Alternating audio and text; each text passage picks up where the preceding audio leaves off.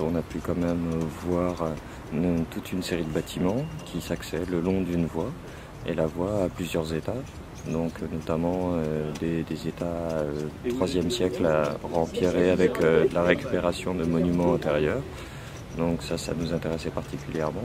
Il y a une partie d'un quartier qui est très bien structuré, très bien bâti, et puis une partie qui est construite en construction beaucoup plus légère, en construction plus périssable, et qui sont destinées, elles, plus à de l'artisanat. On a du mal pour l'instant encore à qualifier l'artisanat, on verra après les résultats d'études ce qu'on pourra en dire. Bon, là, on a la chance de voir aujourd'hui, en fin de fouille, un des niveaux les plus anciens qu'on ait atteint, et qui est représenté là par un four de potier. Donc on a pas mal de chance d'avoir ce genre de structure, c'est assez rare.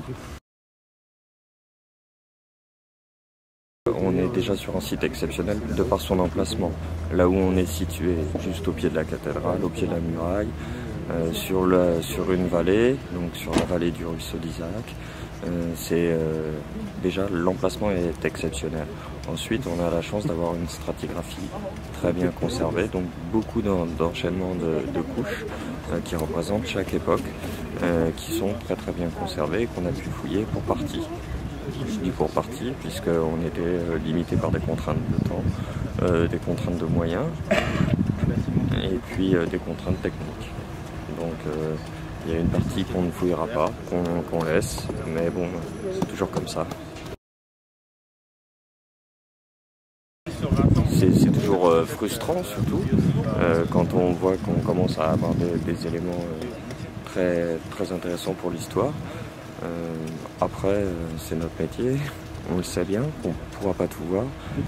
Dès le début du projet, il y a ce temps de l'archéologie qui est prévu.